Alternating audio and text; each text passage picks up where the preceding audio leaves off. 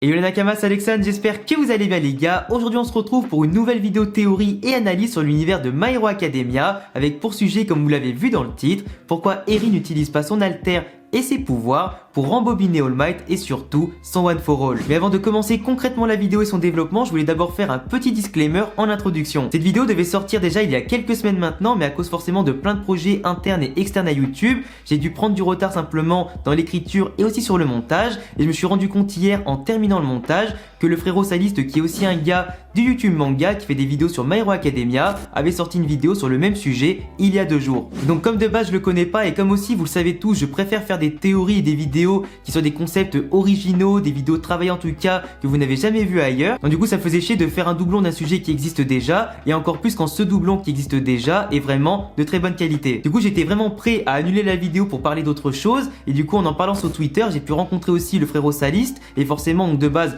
on se connaissait pas, mais du coup en tant que passionné de création de contenu sur internet et aussi en tant que fan de My Hero Academia, on s'est super bien entendu et il y a zéro souci. Donc voilà, pour éviter les problèmes de plagiat, il est clair que ma vidéo ne sera pas comme la sienne, il y a vraiment un développement qui est différent, avec des éléments qui seront bien différents et des arguments aussi bien différents, qui vous permettront avec sa vidéo et la mienne d'avoir une analyse super détaillée et complète sur le sujet, et aussi forcément complémentaire et intéressante. Du coup vous retrouverez le lien de sa chaîne et de sa vidéo en haut de la description pour aller la voir après la mienne si vous l'avez pas vue. Du coup n'hésitez pas à aller vous abonner à sa chaîne parce qu'il fait vraiment du bon contenu en termes de théorie et de review sur My Hero Academia, et n'hésitez pas aussi à vous abonner à la mienne pour ne pas rater nos futurs feeds, les prochaines théories que je peux vous sortir, et aussi parce qu'on est bientôt 100 000 abonnés sur la chaîne. Du coup forcément si t'es fan de My Hero Academia, t'es au bon endroit. Enfin bref les amis, passons maintenant à la suite de la vidéo. Cette vidéo d'ailleurs qui sera découpée dans son développement en 2 parties distinctes. À chaque fois que je dis ça dans une vidéo, j'ai l'impression frérot d'être un prof de français qui fait des dissertations en 2 ou 3 parties, t'sais. La première partie concernera Eri et ses pouvoirs, et si elle peut vraiment rembobiner All Might et le One for All ou pas du tout. Et la deuxième partie partira du principe que oui,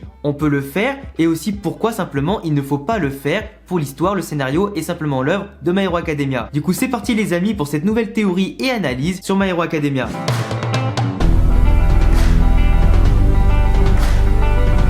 Pour comprendre si Eri peut rembobiner le corps de All Might ou non, et surtout lui rendre son pouvoir, il faut évidemment revoir la définition de l'alter d'Eri. Elle possède l'alter du rembobinage et peut donc ramener un corps à un état précédent. État qui peut s'améliorer via le rembobinage des cellules et des éléments à l'intérieur du corps, du moins ce qui le constitue et le construit. Cela permet d'éviter des blessures et de soigner les dégâts reçus, à l'instar d'Izuku qui a pu se déchaîner à 100% du One for All contre Shisaki. Ses cellules, ses muscles et ses os qui se pétaient en permanence sous la puissance du One for All à 100%, revenaient constamment à un état antérieur et normal grâce au contact d'Eri et son alter. Un usage qui est donc purement basé sur l'aspect physique et la constitution humaine. Cependant, l'alter d'Eri n'est pas sans danger pour elle tout comme les autres, et dépend de la taille de la corne sur sa tête. Plus elle va stocker de l'énergie, plus la corne forcément va s'agrandir. Et plus la corne va s'agrandir, plus elle va pouvoir dépenser d'énergie pour rembobiner plusieurs fois un même corps sur la durée, ou pourquoi pas le rembobiner le plus loin possible en termes de régénération cellulaire et non de temps. Et puis forcément aussi, elle va subir de contre-coups. Un contre-coup pouvant être mortel pour une jeune fille non entraînée et fragile, avec un pouvoir démesuré. Elle est d'ailleurs restée un bon moment à l'hôpital et sous surveillance à cause de ça. Son alter contient aussi un aspect mental qu'on a beaucoup trop tendance à sous-estimer, car ayant été traumatisée toute sa vie et vivant dans le stress, la peur et le mensonge, si elle perd le contrôle mentalement et que Eraser n'est pas là pour annuler son alter, c'est la catastrophe. Aujourd'hui elle est calme et s'entraîne pour maîtriser son pouvoir, mais c'est pas toujours le cas. Izuku, Mirio et les autres lui ont redonné le sourire, l'ont sauvé et lui ont redonné goût à la vie, ce qui aide bien sûr à contrôler son mental, son alter, aussi puissant que dangereux. À voir bien évidemment si un jour elle finira par péter un câble ou pas, ou par exemple quand elle va apprendre la mort de Night Eye, que tout le monde lui cache, et si bien sûr All for One pourrait intervenir là-dedans pour lui voler son alter, en la récupérant à ses côtés, et montrant que même ses héros sauveurs lui ont menti. Mais ça, c'est notre théorie. Maintenant, après avoir vu la définition de son alter et de l'ensemble des dangers potentiels au niveau physique et mental, est-ce que Eri peut utiliser son alter et ses pouvoirs pour embobiner All Might et surtout le One for All? On a vu dans le manga que Mirio a pu récupérer son alter grâce à Eri. Il l'avait perdu à cause des capsules spéciales créées avec le sang et l'ADN de Eri par Shisaki qui privent les gens de leur alter en bloquant l'activation. Mais en réalité ce n'est pas vraiment ça. La capsule ramenait le corps de la victime, du moins son alter, à un état antérieur à son activation cellulaire. On sait tous qu'un alter se déclenche dans les 4 ou 5 premières années de vie d'un individu, mais le sang et l'ADN d'Eri ramenaient l'alter de la personne à un stade embryonnaire, empêchant ainsi quiconque ayant un alter d'utiliser ou retrouver son alter après être touché. Par contre, il y a un point qui n'a pas été forcément très éclairci, ou peut-être que je suis passé à côté, vous me le direz en commentaire. Est-ce qu'il suffit pour cette personne touchée qui donc ne peut plus activer son alter ou qui l'a potentiellement perdu, est-ce qu'il lui suffit d'attendre 4 ou 5 ans du coup pour que les activations cellulaires se refassent comme quand il était enfant pour retrouver son alter, ou bien est-ce que ça agit indéfiniment? On n'en sait rien, mais en tout cas la seule preuve que l'on a pour le moment c'est que l'alter de Eri agit bien au niveau cellulaire, et c'est un détail important. Parce que oui, l'alter fait partie de l'ADN, d'où le fait que certains personnages ont leur corps modifié ou qui vont se modifier en fonction de l'alter présent dans leur corps, comme Tsuyu et bien d'autres persos. ADN justement qui est propre à chaque individu et qui va aussi enregistrer dans chaque cellule celle de l'alter qui correspond à l'individu et qui grandiront en même temps que la personne en l'accompagnant tout au long de sa vie. Sauf que le One for All, et vous le savez tous en tout cas pour ceux qui ont lu les scans, ce n'est pas un alter comme les autres. Il n'agit pas à l'intérieur des cellules du détenteur car ce n'est pas un alter inné. Le One for All est un alter transmis de génération de détenteur en détenteur et chacun y a rajouté sa dose de puissance ainsi que son propre alter. Le One for All, qui signifie aussi un pour tous, est un ensemble de pouvoirs combinés en un seul ou plutôt en un corps qui ne peut être parfaitement maîtrisé que par un sans alter comme All Might et Izuku. On est tenté de dire que si All Might, aujourd'hui très affaibli, se fait rembobiner son corps jusqu'à un stade plus jeune ou plus solide, comme par exemple avant sa blessure qui l'empêche forcément de se donner à 100% ou de garder sa forme Malabar, tout pourrait aller bien.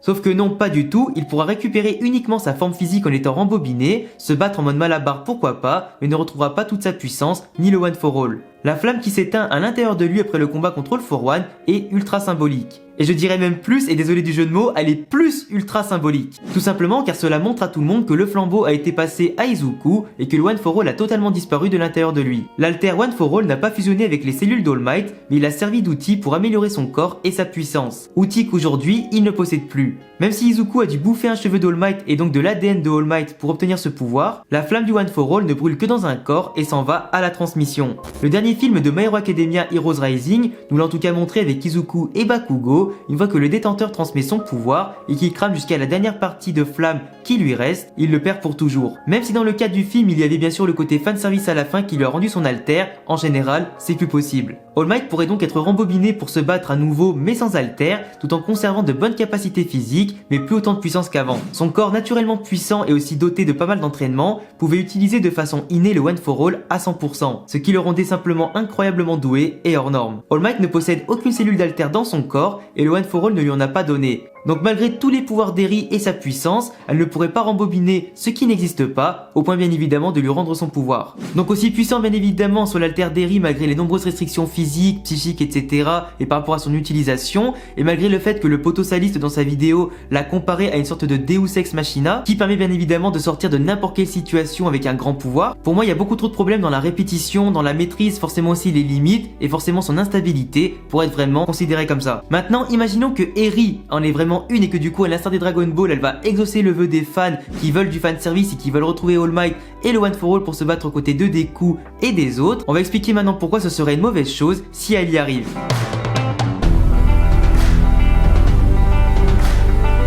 Pour commencer cette partie, tout simplement pour une question d'écriture, de développement de personnages et surtout de symbolique et de valeur, ce serait pour moi l'une des pires des choses que All Might retrouve, le One for All. Pour moi déjà ça viendrait bafouer et mettre une grande claque à toutes les notions de passation de pouvoir que l'on a depuis le début du manga entre les prédécesseurs et les successeurs du One for All comme Izuku. Ça n'apporterait aucune valeur donnée en tout cas à cette passation si All Might revient avec tous ses pouvoirs alors que le successeur se casse le cul depuis le début du manga à tout maîtriser. Ramener All Might qui redeviendrait par la suite bien évidemment le symbole de la paix et le héros numéro 1, même si c'est temporaire ou permanent, ça freinerait totalement le développement d'Izuku qui sera remis en retrait par la suite après avoir été construit simplement pour être mis en avant. Ça n'aurait absolument aucun sens par rapport aux valeurs que le manga défend depuis le début. Ça freinera comme je le disais son développement, sa progression et surtout sa capacité à devenir par la suite le futur numéro 1. Parce que même si aujourd'hui Izuku possède plusieurs alters que All Might notamment ne pouvait pas maîtriser parce qu'il n'avait pas toutes les prédispositions etc, All Might aujourd'hui aurait, rien qu'avec le One for All, une prédisposition naturelle pour utiliser le pouvoir à 100% en permanence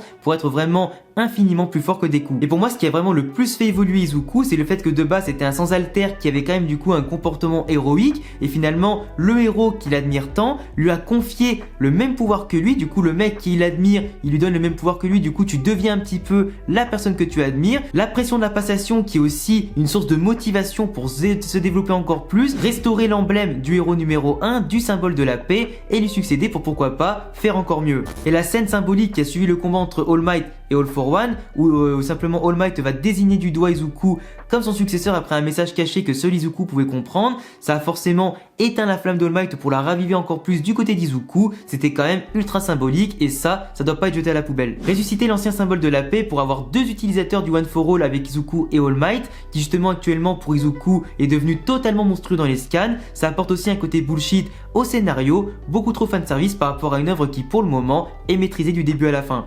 Et moi je vous le dis directement, ça aurait la même valeur scénaristique que ressusciter un personnage mort de manière bullshit ou pourquoi pas avec une fausse mort, pour qu'au final le gars revienne devant tout le monde encore plus fort qu'avant, que quand nous on l'a connu sur le déclin. La mort du symbole de la paix est ultra symbolique et représente le début de l'instabilité du système héroïque qui tend à s'effondrer, avec au passage le statut de héros numéro 1 accordé par défaut à Endeavor, qui est d'ailleurs moins apprécié du public que All Might, et de l'autre côté sans parler de l'avènement de la nouvelle ère des vilains inspirée par Shigaraki. Et pour moi le retour du One for All avec All Might et du coup la restauration du symbole de la paix qui s'est pourtant éteint devant tout le monde serait pour moi la même image que si t'avais ressuscité Jiraiya dans Naruto. Mort de Jiraiya qui a simplement aidé Naruto à aller encore plus loin dans son développement en l'aidant à se rapprocher de plus en plus du titre de Hokage, de regagner la confiance des habitants du village en sauvant le village de Pain, en acquérant aussi au passage de nouveaux pouvoirs. Ramener Jiraiya derrière, ça aurait simplement invalidé tout ce processus. Et comme je le disais précédemment, la perte du One for All par All Might a décuplé l'envie d'Izuku de progresser pour stopper Shigaraki et sauver tout le monde en devenant lui-même par la suite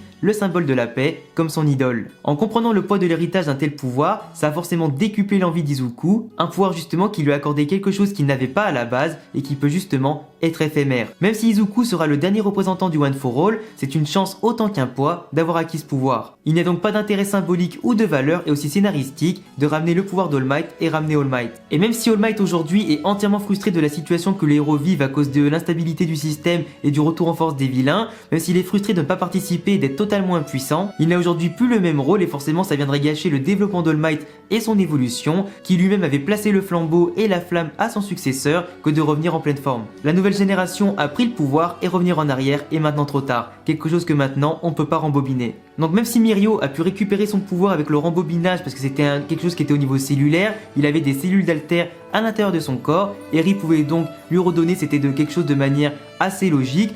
All Might ne possède aucune cellule d'alter dans son corps, donc forcément on peut pas le rembobiner et c'est peut-être pour le meilleur. Surtout que ça irait à l'envers de ce que Horikoshi nous présente depuis le début, il nous montre que pas mal de choses sont irréversibles et dans le cas d'un sans alter, perdre un alter c'est pas forcément une fin en soi car à la base t'en avais pas. Et que peu importe que tu en aies ou que tu n'en aies pas, tu peux devenir dans tous les cas le plus grand des héros à force d'efforts et détermination. Donc voilà les gars, c'est tout pour cette vidéo, j'espère en tout cas qu'elle vous a plu, qu'elle n'a pas été trop longue, mais j'ai vraiment voulu développer chaque aspect vraiment de la théorie et du sujet. Je vous laisserai comme d'habitude me donner tous vos avis sur la théorie, pourquoi pas sur ma vidéo en commentaire. Je vous laisserai évidemment vous abonner, cocher la cloche pour ne pas rater mes prochaines vidéos sur My Hero Academia, les mangas et les animés. Je vous laisse venir me follow sur Instagram, Twitter et sur Twitch, il y a tous les liens qui s'affichent ici ou en description. A bientôt les gars pour prochaine vidéo, ciao.